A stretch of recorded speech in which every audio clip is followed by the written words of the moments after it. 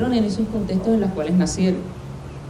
Estas danzas de indios o de indígenas, o llámese como se llamen, llámese indio moicano, fuarota o indio de los farotos, si uno ve la forma como se configuró el Caribe colombiano desde sus procesos históricos, uno va a ver que el Caribe es una mezcla de esas comunidades que cohabitaban y que llegaron, entre ellos los españoles y los afrodescendientes.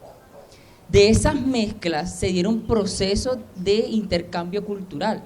Nosotros, aparte, hago aparte de los resguardos indígenas, de las comunidades étnicas que son reconocidas como el Estado, aparte hubo procesos de mezcla cultural, hay una amalgama cultural.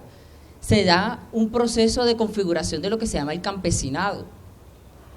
La mayoría de comunidades en el Caribe colombiano, si uno ve las reformas borbónicas en el siglo XVIII, cuando Sebastián Eslava empieza el proceso de refundación y fundación de pueblos, escoge a los libres, a los negros, a los arrochelados y hace una mezcla de todas esas poblaciones y empieza a poblar y a refundar los antiguos pueblos que habían sido fundados en la colonia. Y se crean los procesos del campesinado. Empieza a figurar esta persona que le entrega una serie de terrenos para que los explote a favor de la corona, y se da un proceso económico a base de las haciendas, de las fincas. Y es allí donde se empiezan unos procesos de reconfiguración de la memoria, y son estos campesinos los que traen de remembranza estas danzas y les dan un sentido a partir de lo que ellos interpretan en su historia. La danza de las farotas específicamente, y nosotros que en el museo tuvimos la oportunidad de hacer memoria, tradición oral y memoria histórica sobre esta manifestación, no es que esto sea una representación propiamente de las comunidades indígenas que habitaron mucho antes, sino es una resignificación de un hecho histórico, que es una cuestión muy diferente. Uno no puede comparar estas danzas como la danza del chicote en los arhuacos, que sí es una danza de origen que ya tiene una fundamentación dentro de la cosmogonía.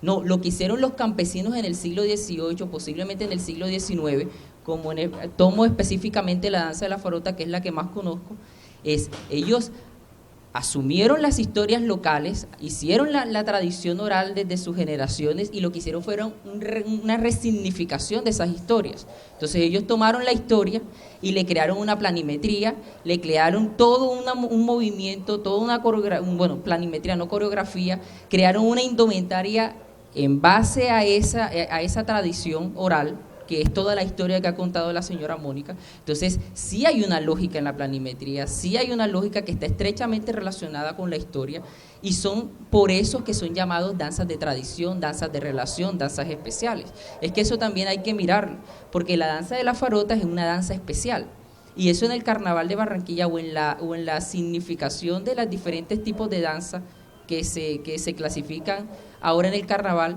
Las danzas de relación, básicamente, como son los diablos arlequines, los diablos espejos, la danza de la farota, es que usan elementos tradicionales propiamente de ciertas manifestaciones y las adecúan para mostrar o referir o transmitir o relatar un hecho, digamos, basado dentro de un aspecto histórico. Entonces sí hay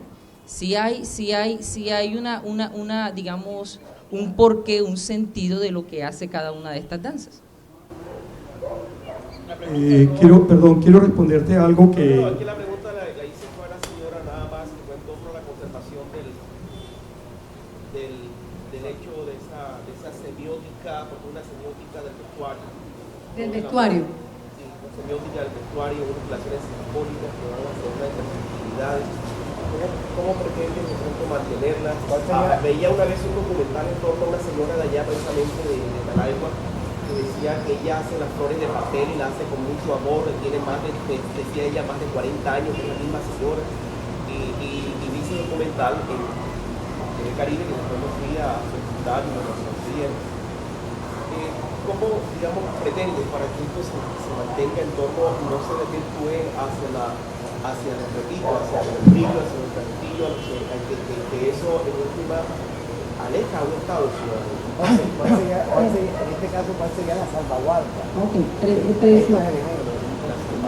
Salvaguarda. Precisamente ahora en el mes de septiembre voy a viajar a Talaigua. Tengo un proyecto con Artesanías de Colombia,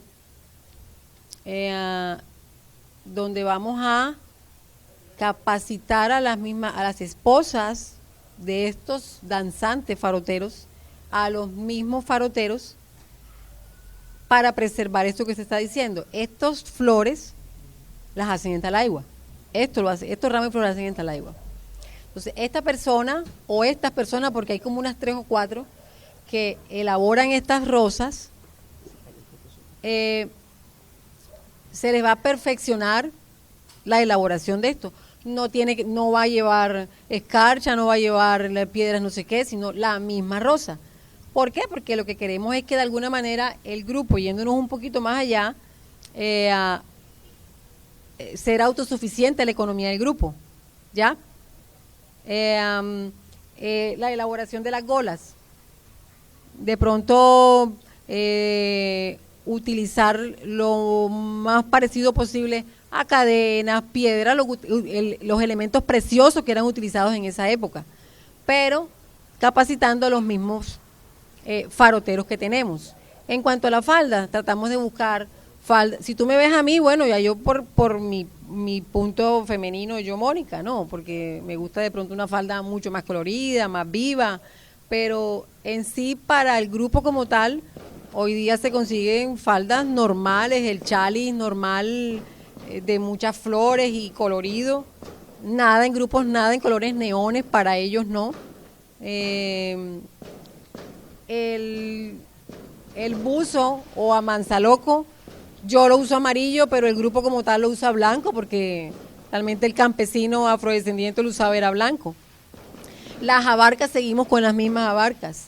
La sombrilla es una sombrilla floreada, que es la misma sombrilla, pero tratamos de preservar esto a nivel de grupo como tal, y las mismas familias talaigüeras que se incluyan, así como la misma historia como tal ha sido transmitida generación tras generación, así va a ser trabajada esta parte del atavío a nivel de grupo. Quiero presentar algo, miren. El disfraz no es una danza, no es una comparsa, no somos dancísticos, somos disfraz. Dentro de las investigaciones que estoy haciendo y que quiero escribir, es hacer la reconceptualización, significación y dignidad del disfraz en el Carnaval de Barranquilla, porque lamentablemente todo lo hacemos disfraz y es válido dentro de lo que es la conceptualización amplia y variada que hay sobre lo que es el carnaval. Entonces, los disfraces pueden ser de un sentido burlesco o pueden ser de un sentido alegórico, pero los disfraces no tenemos todo ese engranaje que manejan de pronto la parte dancística. Somos libres, hasta de libre circulación en el desfile nosotros somos. O sea, entonces en estos momentos, Carlos, que ha hecho una hibridación de lo moicano con lo muisca, y yo no sé si también hasta con lo africano, no sé qué otra vaina más, entonces no se puede hacer porque no es nada original, ¿sí? Si yo llevo un disfraz de arhuaco y participo en la Vía 40 y la pregunta era ¿qué hacía yo para hacer la puesta en escena? Que era un poco complicada por el arhuaco, pero yo soy disfraz individual y como tal participo como un disfraz. E igualmente podía tener el disfraz de paez o de los paeses o de los guambianos o cualquier otra cosa con sus vestuarios, y fuera de eso yo podría estar vestido de guambiano y podría estar bailando una cumbia. Todo eso entra dentro del contexto de lo que verdaderamente es lo semiótico y en el Carnaval de Barranquilla, que es una cuestión muy amplia. Entonces me da mucha pena, pero difiero de eso, es mi posición, respeto la posición ajena, pero creo que también podían haber escuchado mi posición. Gracias por escucharme. Bueno, sabemos que hay muchas cosas por decir, sabemos que el tiempo es corto, pero habrán otros espacios para seguir realizando estos conversatorios. Los invitamos cada jueves, el último jueves de cada mes, a que sigan viniendo a estos espacios. Y por supuesto, muchísimas gracias a ustedes por estar aquí, por haber participado, a nuestros panelistas, al señor Rafa, al señor Álvaro, Carlos, al señor Cervantes, a la señora Mónica, por supuestamente. Gracias a todos.